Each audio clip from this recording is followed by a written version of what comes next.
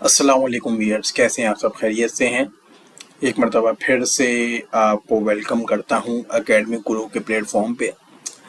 आज जो टॉपिक हम डिस्कस करने जा रहे हैं ये जो है थोड़ा सा एडवांस टॉपिक है। हम काम करने जा रहे हैं रेगुलेशन के ऊपर। अब आप बोलेंगे सर रेगुलेशन पे पहले भी काम किया था हमने, लेकिन regulation analysis by using software का इस्तेमाल करते हुए हम रेगुलेशन एनालिसिस करेंगे, उसके रिजल्ट्स निकालेंगे, समझेंगे और फोरकास्टिंग करना भी सीखेंगे उसके थ्रू। तो ये सारे काम आज हम करेंगे। क्यों करेंगे जी ये सारे काम? पहले तो समझना ये है कि जी मैनुअल जब कर लिया तो सॉफ्टवेयर पे करने की ज़रूरत क्यों है। तो डिमांड फोरकास्टिंग के चैप्टर में आपको रेगुलेशन पढ़ा चुका हूँ मैं, लेकिन उसमें दो लिमिटेशंस हैं। एक लिमिटेशन तो जी उसमें ये है कि हम जब रेगुलेशन सॉल्व करते हैं तो हम इक्वेशन फाइंड आउट करते हैं ना, y equal to A plus B X. पहले b की वैल्यू निकालते हैं, फिर उसके जरिए a की वैल्यू निकालते हैं, फिर इक्वेशन फाइंड आउट करते हैं, फिर उसके थ्रू हम प्रेडिक्शन करते हैं। ये सारे काम मैं आपको करना सिखा चुका हूँ पिछली वीडियोस में। तो पहली लिमिटेशन तो ये कि पूरा प्रोसीजर बहुत लेंथी है अगर उसको प्रोसीजर फॉलो किया जाए। अभी मैंने आपको सारी चीजें निकालना नहीं सिखाई दी, अभी तो सिर्फ रेगुलेशन इक्वेशन निकालना, उसके थ्रू प्रेडिक्शन करना सीखी थी। अभी उसमें पेयरसन कोरिलेशन रह गया था, कोएफिशिएंट डिटर्मिनेशन है, फिर और उसकी सारे सम ऑफ स्क्वायर्स हैं, सारी चीजें हैं। फिर उसके बाद स्कैटर डायग्राम भी होती है, फिर उसके बाद अनोवा एनालिसिस होता है, फिर सारी चीजें होती हैं जो कि हमने अभी उसके अंदर मैनुअल के अंदर डिस्कस नहीं की थी, अभी यहाँ डिस्कस करूंगा मैं। तो सॉफ्टवेयर का फायदा क्या है जी? हमें सॉफ्टवेयर हमें डिटेल्ड एनालिसिस करके हमें दे देता है। तो अब यहाँ पर हम इंशाल्लाह डेटा यूज करेंगे और डेटा को यूज करते हुए वो तमाम चीजें हम निकालेंगे। अच्छा जी, मैंने आपको कहा कि वो मैनुअल कैलकुलेशन की लिमिटेशंस थी। दूसरी लिमिटेशंस उस मैनुअल डेटा की ये थी कि मिसाल के तौर पे सेल्स डिपेंडेंट होती है पेरोल पे और हम इसको रेगुलस करवाते हैं, रेगुलेशन इसका हम रिलेशनशिप देखते हैं। लेकिन सवाल ये है कि क्या प्रैक्टिकली सेल्स एक पर टाइम पीरियड पे क्या एक ही फैक्टर के ऊपर डिपेंडेंट होती है या और भी फैक्टर के ऊपर हो सकते हैं? आपके सहन में आ रहा होगा सर और भी फैक्टर तो हो सकते हैं, तो फिर एक ही फैक्टर क्यों? ये तो लिमिटेशन है। तो भाई मैनुअल कैलकुलेशन के अंदर आप एक ही फैक्टर देख सकते हैं जिसको आप सिंपल लीनियर रेगुलेशन कहते हैं। सिंपल लीनियर रेगुलेशन का मतलब ये है एक डिपेंडेंट और एक इंडिपेंडेंट, बस। उठा के देख लें आप स्टेट्स की मल्टीपल लीनियर रेगुलेशन की जहां पर भी बात होगी, यानी कि अगर इंडिपेंडेंट की तादाद एक से ज्यादा है, दो है, तीन है, तो वहां पे ज्यादातर सॉफ्टवेयर की एग्जाम्पल मिलेंगी आपको मिनी टैब की एग्जाम्पल्स मिल जाएंगी, आपको SPSS की एग्जाम्पल्स मिल जाएंगी। तो यहाँ पर लिमिटेशन है। तो अगर हम उसको मैनुअल सॉल्व करने बैठे हैं तो वो बहुत कॉम्प्लेक्स और लेंथी कैलकुलेशन हो जाती है, गलती के चांस भी उसमें बहुत होते हैं। तो हम ज़्यादातर ऐसी मौक़ों पे हम सॉफ्टवेयर का इस्तेमाल करते हैं। हम यहाँ पे सॉफ्टवेयर के ऊपर ही मल्टीपल रेगुलेशन को सॉल्व करना सिखाते हैं।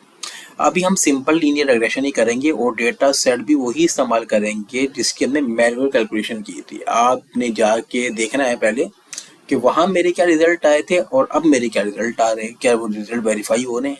जो सॉफ्टवेयर जो काम हमने मैनुअल किया था वहाँ जो रिजल्ट आ रहे थे और जो सॉफ्टवेयर हम सॉफ्टवेयर से करेंगे, क्या वो रिजल्ट आपस में मैच हो रहे हैं, नहीं हो रहे। क्योंकि डेटा सेट तो सेम है तो रिजल्ट तो सेम आने चाहिए, तो रिजल्ट 100% मैच होंगे। ठीक है, आप वेरीफाई कर सकते हैं।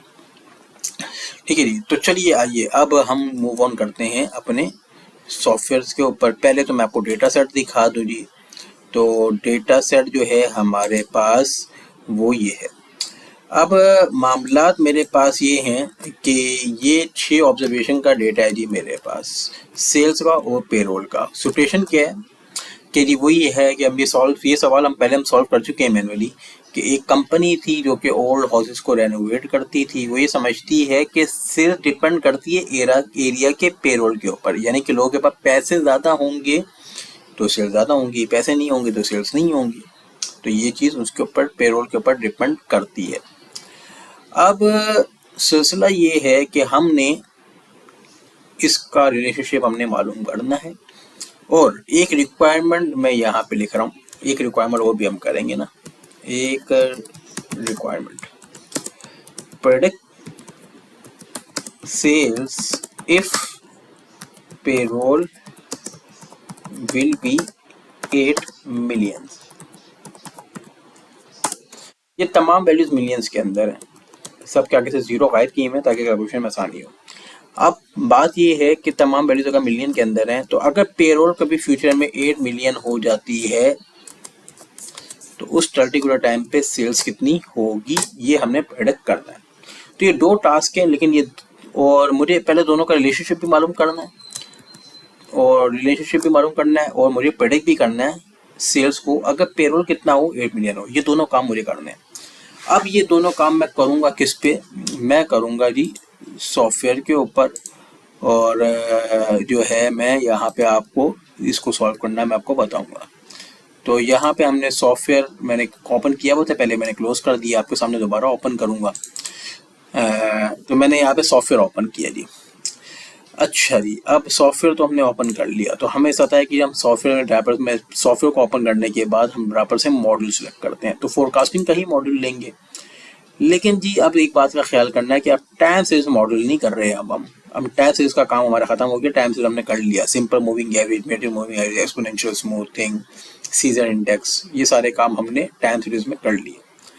अब जो हम मेथड यूज करेंगे वो लीस्ट स्क्वायर है, क्योंकि अब टाइम सीरीज डेटा तो नहीं है ना मेरे पास, डेटा तो टाइम सीरीज है लेकिन एक वेरिएबल का नहीं है, दो वेरिएबल का डेटा है, तो मैं कौन सा मेथड यूज करूंगा, लीस्ट स्क्वायर। अब यहाँ पे देखो ऊपर क्या आ रहा है, सिंपल एंड मल्टीपल रिग्रेशन, तो मैं इसके ऊपर क्लिक करता हूँ जी। टाइटल पूछ रहा है मुझसे, तो मैं यहाँ पे लिख देता हूँ जी फोरकास्टिंग, एंड या इसको हम लिख देते हैं एसोसिएटिव फोरकास्टिंग।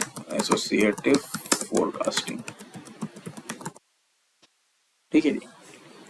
अच्छा जी, अब मुझसे पूछ रहा है कि डेटा में ऑब्जर्वेशन कितनी है, तो यहाँ पे हमारे पास 6 ऑब्जर्वेशन है, और नंबर ऑफ इंडिपेंडेंट वेरिएबल कितने हैं, तो ये एक ही है। डेटा में मेरे पास एक सेल्स है जो कि डिपेंडेंट है, एक पेरोल है जो कि इंडिपेंडेंट है, तो इंडिपेंडेंट वेरिएबल मेरे पास डेटा में कितने हैं, एक ही है, तो मैं यहाँ पे एक ही सिलेक्ट करूंगा। ऑब्जर्वेशन को शो कैसे करवाना है, 1 2 3 5 करके शो करवाना है, तो यहाँ पे हम इसको 1 2 3 5 सिलेक्ट कर लेते हैं, ओके कर देते हैं। तो ये आ रहा है जी 6 ऑब्जर्वेशन, डिपेंडेंट वेरिएबल और x1। हम यहाँ से नाम चेंज कर देते हैं डिपेंडेंट वेरिएबल का, इसको हम कर देते हैं सेल्स, और इसको हम कर देते हैं पेरोल, क्योंकि हमने सेल्स पेरोल को x और सेल्स को हम y यहाँ पे लिख देते हैं ताकि पहचानने में आसानी हो। नाउ अब क्या करना है जी, अब यहाँ पे हमें डेटा लेकर आना है, तो हम एक्सेल की शीट पे जाते हैं वापस, और वहाँ से हम डेटा उठाते हैं और उठा के हम यहाँ पर पेस्ट कर देते हैं इस सॉफ्टवेयर के ऊपर, और यहाँ पे हमारे पास डेटा आ गया। ठीक है जी, तो अब डेटा आ गया हमारे पास। अब डेटा को आने के बाद हमने इसको एनालाइज करवाना है, यानी कि हमने रिजल्ट निकालने हैं, तो हम यहाँ से सॉल्व पेपर पर क्लिक करते हैं। ओके जी, तो अब यहाँ पे हमारे पास रिजल्ट्स आ गए हैं जी, बायस एरर भी आ गया, मीन एब्सोल्यूट डेविएशन भी आ गया, हमें तमाम जो जितनी भी रेग्रेशन फोरकास्टिंग के जितनी भी एरर्स वगैरह होते हैं वो सारे आ गए। अच्छा जी, मेन चीज़ क्या है, रिलेशनशिप मुझे मालूम करना था। तो अब याद हो, मैंने एक्सेल की शीट पे दोबारा खोल लिया है, मैंने यहाँ पर समझाने के लिए आपको मैं यहाँ पर एक चीज़ लिख रहा हूँ, y is equal to a plus B X, ये हमारी रेगुलेशन इक्वेशन होती थी। हम पहले इसके अंदर b की वैल्यू को फाइंड आउट करते थे, फिर a की वैल्यू को फाइंड आउट करते थे, और फिर हमारे पास रेगुलेशन इक्वेशन बन जाती थी। उसको सॉल्व करने के लिए लंबा चौड़ा तरीकेकार होता था। मेरे सॉफ्टवेयर ने मुझे ये वैल्यू फाइंड आउट करके दे दी है। कहाँ फाइंड आउट करके दी है, मैं सॉफ्टवेयर पे वापस आता हूँ। ये कह रहा है कि भाई सेल्स y बराबर है 1.75 प्लस 0.25 x के। तो भाई मैं यहाँ पे इक्वेशन लिख रहा हूँ, y is equal to 1.75 plus 0.25 x। ठीक है जी, तो यहाँ पे मेरे पास ये इक्वेशन फाइंड आउट हो गई है, यानी कि मुझे रिलेशनशिप पता चल गया। ये रिलेशनशिप मुझे क्या बता रहा है कि जी जो सेल्स का एक यूनिट बढ़ने से, सॉरी पेरोल का एक यूनिट बढ़ने से सेल्स जो है 0.25 टाइम्स क्या हो जाएगी, इंक्रीज हो जाएगी। और अगर पेरोल 0 हो जाए तो वहाँ पे एक्सपेक्टेड सेल्स कितनी होने की गुंजाइश है, 1.75 होने की गुंजाइश है। ये हमारे पास प्रैक्टिकल जो इसकी इंटरप्रिटेशन होती है इंटरसेप्ट और स्लोप की, वो मैं आपको ऑलरेडी बता चुका हूँ, तो यहाँ पे यही मैं फॉलो करूँगा। ये इक्वेशन मैंने यहाँ पे लिख दी है। अच्छा जी, ये काम हमने मैनुअल किया था, अब हमने सॉफ्टवेयर पे कर लिया, लेकिन सॉफ्टवेयर हमें और भी चीज़ें बता रहा है। अच्छा जी, एक चीज़ होती है पियर्सन कोरिलेशन, वो हमें बताता है कि सिंपली दो वेरिएबल के दरम्यान में एसोसिएशन कितना है, डिपेंडेंट डिपेंडेंट को नहीं बताता, दो वेरिएबल के दरम्यान में एसोसिएशन कितनी है, तो उसको हम मेंशन करते हैं आर से। तो ये कहलाता है कोफिशिएंट ऑफ कोरिलेशन। ये आ रहा है 0.9, यानी कि बड़ा स्ट्रॉन्ग कोरिलेशन है जी दोनों वेरिएबल का आपस में। कोफिशिएंट ऑफ कोरिलेशन की जो वैल्यू होगी वो -1 से लेकर +1 के दरमियान में लाई करेगी। माइनस में अगर वैल्यू आती है तो दो वेरिएबल का रिलेशनशिप जो एसोसिएशन है आपस में वो नेगेटिव है, और पॉजिटिव आती है तो पॉजिटिव है। इसका अगर हम स्क्वायर कर लेते हैं ना तो ये बन जाता है coefficient of determination R square. इसकी इंटरप्रिटेशन लेकिन चेंज हो जाती है, ये आ रहा है 81.3%, 0.813 आ रहा है। इसका मतलब ये है कि इस पर्टिकुलर सॉल्यूशन में जो आपका वेरिएबल y है वो x के ऊपर 81.3% डिपेंडेंट है, यानी कि 81.3% एक्सप्लेन हो रहा है उस पर्टिकुलर वेरिएबल x की वजह से, या कि जो उसके अंदर रिमेनिंग परसेंटेज है वो कोई और फैक्टर्स जो है उसको एक्सप्लेन करते होंगे। ठीक है, तो इतना स्ट्रॉन्ग ये रिलेशनशिप हमारे पास बन रहा है, यानी कि बड़ा स्ट्रॉन्ग है। कोफिशिएंट ऑफ डिटर्मिनेशन की अलग अलग बुक्स में अलग अलग जो है ना उसकी वैल्यूज़ गिवन है। कुछ कहते हैं जी 50% होना चाहिए, कुछ कहते हैं जी 25% भी एक्सेप्टेबल है। सोशल साइंस की रिसर्चेज में इसकी वैल्यूज़ कुछ और होती हैं। तो ये दो चीज़ें हमें यहाँ पे एक्स्ट्रा मिल गई हैं। अगर हम इसको अगर कैलकुलेट करने जाते हैं तो इसके ऊपर काफ़ी लंबा, मैनुअल कैलकुलेशन में इसके ऊपर काफ़ी लंबा थोड़ा हमें फॉर्मूला लगाना पड़ता है सारी चीज़ें।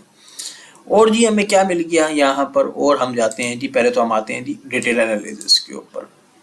ये हमारे पास सेल्स और फोरकास्ट का एक्चुअल डेटा है, ये हमारे पास एक्चुअल डेटा है सेल्स का, और ये फोरकास्टेड का डेटा है। अच्छा जी, फोरकास्टेड कैसे हुई है, एक्सेल की शीट पे वापस आता हूँ। ये इक्वेशन लिखी हुई थी मैंने यहाँ पर, ये सेल्स की एक्चुअल वैल्यूज है ना।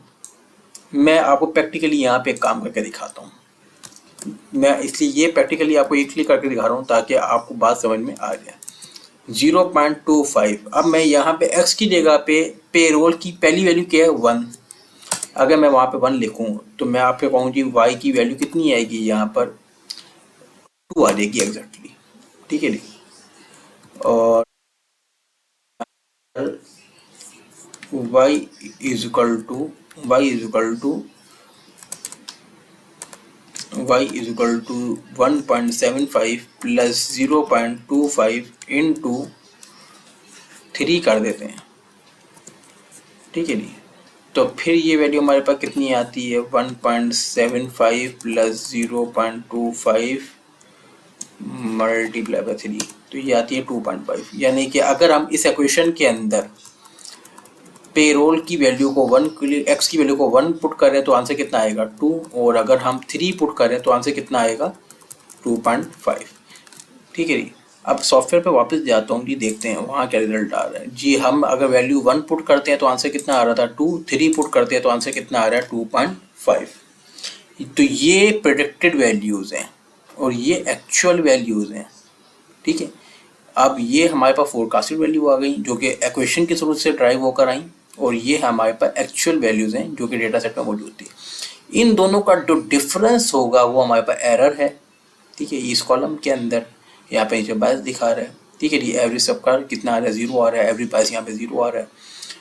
इसका अगर हम मोड ले लेते हैं यानी कि तमाम वैल्यू को पॉजिटिव कर देते हैं और फिर इसका हम एवरेज ले लेते हैं तो 0.167 का हमारे पास मीन एब्सोल्यूट डेविएशन आ रहा है। अगर हम इसका स्क्वायर लेके एवरेज कर लेते हैं तो मीन स्क्वायर एरर हमारे पास ये आ रहा है 0.63, और इस पर हम परसेंटेज ले लेते हैं तो 0.65% जो है ये हमारे पास मैप आ रहा है। ठीक है, ये तमाम वैल्यूज़ को मैं पहले भी डिस्कस कर चुका हूँ और पिछली वीडियोस में, तो आप वहाँ पे जाके भी देख सकते हैं कि इंटरप्रिटेशन क्या होती है सारी। एक चीज़ और भी आ रही है, बल्कि दो चीज़ें भी और डिस्कस करनी है अभी हमने। एक चीज़ आ रही है हमारे पास ग्राफ, ये ग्राफ, इसको हम स्कैटर डायग्राम कहते हैं स्टैटिस्टिक्स की लैंग्वेज में। ये कहलाती है, जो ब्लू कलर की लाइन जा रही है फोरकास्टेड, यानी कि ये y is equal to 1.75 plus 0.25 x की जो रेग्रेशन लाइन है ये प्लॉट हुई हुई है यहाँ पर। ये जो डेटा है ये हमारे पास रेगुलेशन प्लॉट्स हैं हमारे पास, ठीक है। तो ये हमारे पास रेगुलेशन प्लॉट्स हैं और यहाँ पे 2 पॉइंट मर्ज हुए हैं तो 2 पॉइंट इधर हैं, बाकी ये 4 इधर, 6 पॉइंट्स हैं। बाकी यहाँ पे ये जो ब्लैक कलर के पॉइंट्स हैं ये एक्चुअल डेटा प्लॉट्स हैं और जो दरमियान में हमारे पास एरर आ रहा है, दरमियान में डिस्टेंस है, यही हमारे पास एरर है, ठीक है जी। तो ये हमारे पास स्कैटर डायग्राम है, वाई एक्सिस पे सेल्स है, एक्स एक्सिस पे पेरोल है, ठीक है। तो ये हमारे पास एक्सेल ये पीएम क्यूएम के ऊपर हमारे पास स्कैटर डायग्राम भी हमारे पास बन गई, ठीक है जी। अच्छा जी, रेग्रेशन के अंदर एक और चीज़ होती है हमारे पास जिसको हम कहते हैं सम ऑफ स्क्वायर। ये हमारे पास आ गया, सोल्यूशन के ऊपर क्लिक करके हमने सम ऑफ स्क्वायर कंप्यूटेशन के ऊपर क्लिक किया। तो ये शुरू के अंदर तो हमारे पास ये 2 वैल्यूज़ हैं जो कॉलम है सेल्स का, ये एक्चुअल डेटा जो कि हमने इसके अंदर पुट किया था। अच्छा जी, y का मीन अगर निकाला जाए ना, यानी कि इन तमाम वैल्यूज़ का मीन, y का मतलब सेल्स है, इन तमाम वैल्यूज़ का मीन यहाँ पे शायद आपको नज़र आ रहा हो, तो एवरेज कितना आ रहा है 2.5, ठीक है, काउंट वैल्यू 6। अब मैं आता हूँ इधर, तो y माइनस वाई बार किया जाए, यानी कि y की हर ऑब्जर्वेशन में से y के मीन को माइनस किया जाए, उसका स्क्वायर कर लिया जाए, तो हमारे पास ये कॉलम बन रहा है, ठीक है जी।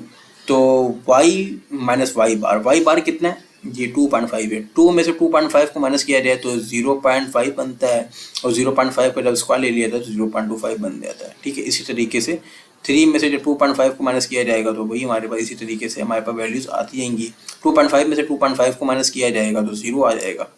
तो ये कहलाता है y माइनस वाई बार का स्क्वायर और इसको हम मेंशन करते हैं SST से, टोटल सम ऑफ स्क्वायर, ठीक है जी। अब हमारे पास ये वाई हेड है, यानी कि ये फोरकास्टेड वैल्यूज है सारी, ये एक्चुअल है, ये फोरकास्टेड है, जो कि इक्वेशन के अंदर पुट करके आई थी, ये मैंने आपको पहले ही बता दिया। यानी कि इक्वेशन के अंदर इन तमाम पेरोल की वैल्यूज़ को एंटर करेंगे तो हमारे पास ये हमारे पास वैल्यूज़ आ गई। अब ये एक्चुअल है, ये एस्टिमेटेड है ना, तो एक्चुअल में से एस्टिमेटेड को माइनस करके इसका स्क्वायर कर लिया जाए तो ये हमारे पास वैल्यूज़ हैं, और अब इसका सम कर लिया जाए तो ये हमारे पास कितना आ रहा है 0.367। इसको हम कहते हैं SSE, sum of square error, ठीक है जी। और फिर हम वाई हेड और वाई बार को अगर हम माइनस कर देते हैं तो फिर जो है वाई माइनस वाई हेड और वाई माइनस वाई बार को अगर हम माइनस कर देते हैं तो हमारे पास ये वैल्यूज आ जाती हैं। यानी कि इस कॉलम में से हमने इस कॉलम को माइनस कर दिया तो हमारे पास, सॉरी हाँ, इसमें से हमने इसको माइनस कर दिया तो हमारे पास आंसर कितना आया 0.5 आ गया, ठीक है जी। सॉरी, ये हमारे पास आंसर वैल्यूज आ गई, ठीक है जी। तो अब यहाँ पर y माइनस वाई हेड और y माइनस वाई बार हमने माइनस कर दिया। इसको जब हमने सम किया तो ये हमारे पास कितना आ रहा है 1.625, ये आ रहा है हमारे पास। इसको हम कहते हैं sum of square due to regulation, SSR। SST बराबर होता है SSC प्लस SSR, यानी कि इन दोनों को अगर ऐड कर लिया जाए तो हमारे पास आंसर ये आएगा 0.375 प्लस 1.625 को ऐड कर लिया जाए तो ये आ गया हमारे पास आंसर 2। तो ये तो बातें हो गई जी हमारे पास रेग्रेशन इक्वेशन, रेग्रेशन एनालिसिस से रिलेटेड कि जी रेग्रेशन किस तरीके से निकलता है, इसके रिजल्ट्स कैसे निकाले जाते हैं। ये तो अभी मैंने एक वेरिएबल पुट किया था, 2 वेरिएबल भी हम पुट कर सकते हैं, यानी कि इंडिपेंडेंट की तादाद हम बढ़ा भी सकते हैं। अब जी मेरे पास दूसरी रोटेशन ये थी कि मैंने यहाँ पर एक रिक्वायरमेंट डाली थी कि रिक्वायरमेंट मैंने ये डाली थी कि प्रेडिक्ट करनी है सेल्स अगर पेरोल कितना हो 8 मिलियन हो। तो सिंपली मैं कुछ भी नहीं करता जी, मेरे पास इक्वेशन फाइंड आउट होकर आ गई 1.75 प्लस 0.25 इंटू 8 कर देता हूँ नीचे। अब इसको सॉल्व कर लेता हूँ 1.75 प्लस 0.25 और 8 को मल्टीप्लाई करा देते हैं हम 8 से, तो 3.75 आ रहा है जी। तो यानी कि अगर पेरोल 8 होगा तो यहाँ पे एक्सपेक्टेड वैल्यू जो आएगी वो 3.75, और इसको मैं यहाँ पे येलो कर देता हूँ तो ये, क्योंकि ताकि ये मेरे पास चल रहा है कि ये वैल्यू क्या है, प्रेडिक्टेड है। लेकिन ये काम मैं एक्सेल पे नहीं करना चाह रहा, मैं कह रहा हूँ पीएम क्यूएम मुझे बताइए। अभी तक हमने जितने भी एलिमेंट किए हैं उसके अंदर ऐसा कोई भी ऑप्शन मुझे नज़र नहीं आया। तो ये काम मुझे एक्सेल पे ना करना पड़े या मुझे मैनुअल ना करना पड़े, ये काम भी मुझे सॉफ्टवेयर करके दे। मुझे प्रोडक्शन भी वो करके दे। तो ये काम भी मैं खुद से नहीं करना चाह रहा, मैं उसको बस बता दूं भाई वैल्यू कितनी है और वो मुझे खुद से प्रोडक्ट करके दे। तो ये 3.75 की जो वैल्यू मैंने यहाँ निकाली है, ये मैं पीएम के थ्रू अगर मैं निकालना चाह रहा हूँ तो ये भी हम पॉसिबल है हमारे लिए। तो हम निकालना सीखते हैं जी, इसको हम कैसे निकालते हैं। लेकिन इसके लिए जो हम मॉडल यूज़ करेंगे ना, वो लीस्ट स्क्वायर का यूज़ नहीं करेंगे। इसके लिए हम मॉडल यूज़ करेंगे रेग्रेशन प्रोजेक्टर का। रेग्रेशन प्रोजेक्टर का मॉडल यूज़ करेंगे। अब यहाँ पे मुझसे पूछ रहा है कि आपके पास इंडिपेंडेंट वेरिएबल कितने थे, एक, और आपके पास फोरकास्टेड वैल्यू कितनी है, वो भी एक ही है। मेरे पास एक ही वैल्यू है ना, 8। तो 8 वैल्यू है मेरे पास। तो मैं यहाँ पे कर देता हूँ, यहाँ इसको लिख देता हूँ, फोरकास्टिंग लिख देता हूँ मैं यहाँ पे सिंपल इसको, ठीक है। और मैं इसको x1 x2 करके कर लेते हैं। चलो ठीक है, x1 x2 कर लेते हैं इसको। तो मेरे पास इंडिपेंडेंट की तादाद भी एक ही है और नंबर ऑफ फोरकास्ट भी एक ही है। अब आपके पास जो रेग्रेशन इक्वेशन फाइंड आउट होकर आई है, जो कि मैंने लिखी हुई है, उसके अंदर हमें समझना पड़ेगा कि ये इक्वेशन है, इसके अंदर हमारे पास इंटरसेप्ट कितना है, इंटरसेप्ट का कोफिशिएंट कितना है, वो हमारे पास 1.75 है। स्लोप का कोफिशिएंट कितना है, वो हमारे पास 0.25 है। ये बात हमने याद रखनी है, ठीक है। इंटरसेप्ट 1.75 और स्लोप कितना है 0.25, ये इक्वेशन से हमने निकाला था।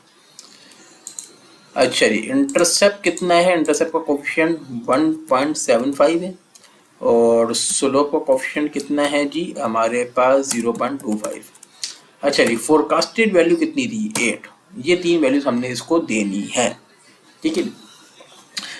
अब ये 3 वैल्यूज हमने इसको दे दी। अब मैं इसको सॉल्व करता हूँ तो ये मुझे बोलता है कि जी आपकी फोरकास्टेड वैल्यू कितनी होगी, 3.75 होगी। तो अगर आपने प्रेडिक्शन करनी है ना, तो रेग्रेशन प्रोजेक्टर का इस्तेमाल करेंगे। रेग्रेशन प्रोजेक्टर का जब आप इस्तेमाल करेंगे, लेकिन रेग्रेशन का प्रोजेक्टर इस्तेमाल करने से पहले आपको पहले लीस्ट स्क्वायर पर रेग्रेशन इक्वेशन फाइंड आउट करनी पड़ेगी। फिर आप रेग्रेशन प्रोजेक्टर के अंदर उसकी वैल्यूज़ को पुट करके आप उसको प्रेडिक्ट कर सकते हैं। हम इसके अंदर मल्टीपल वैल्यूज़ भी ले सकते हैं। हम यहाँ पे जो है जी, हम यहाँ पे अगर मैं बोलता हूँ कि जी मेरे पास नंबर ऑफ फोरकास्ट अगर 2 हैं और नंबर डिपेंडेंट वेरिएबल 1 है, तो मैं यहाँ पे 2 लिख लेता हूँ, ठीक है जी। अब मैं यहाँ पे बोलता हूँ कि इंटरसेप्ट की वैल्यू मेरे पास कितनी है, मेरे पास है इंटरसेप्ट की वैल्यू तो 1.75 थी और ये वैल्यू मेरे पास 0.25 थी। एक वैल्यू थी मेरे पास 8 और मैं 12 पे भी प्रोडक्ट करना चाह रहा हूँ। तो अब इसके ऊपर भी दोनों पे ऊपर आ गया जी, 8 पे इतना आ रहा है और 12 पे 4.75 आ रहा है, ठीक है जी। तो जितनी मर्जी आप इसके अंदर एक ही पर्टिकुलर टाइम पीरियड के ऊपर मल्टीपल फोरकास्ट को आप यहाँ पे प्रेडिक्ट कर सकते हैं। इक्वेशन मेरे पास यही है, 1.75 प्लस 0.25 x है। अब फ़ायदा हमारे पास का ये हो गया कि एक ही टाइम पीरियड के ऊपर मल्टीपल फोरकास्ट को हम इसके ऊपर प्रेडिक्ट कर सकते हैं। ये हमारे पास इसके अंदर बेनिफिट है। तो उम्मीद है आपको जो चीज़ें हैं वो समझ में आ गई होंगी और आपको इससे बेनिफिट हुआ होगा और जो है आप चीज़ों को समझ रहे होंगे। मैं आपको सजेस्ट ये करूँगा कि आप इसकी प्रैक्टिस करें सॉफ्टवेयर की, ताकि आपकी कमांड इसके ऊपर बने और ज़्यादा, ठीक है। तो इंशाल्लाह फिर अगली वीडियो के अंदर अब हम बात करेंगे ब्रेक इवन के ऊपर, जो कि कैपेसिटी में पड़ा था। अब उसको सॉफ्टवेयर पे कैसे निकालेंगे, अब उसके ऊपर बात होगी इंशाल्लाह, ठीक है। तो मिलते हैं इंशाल्लाह अगली वीडियो में। अल्लाह हाफिज़।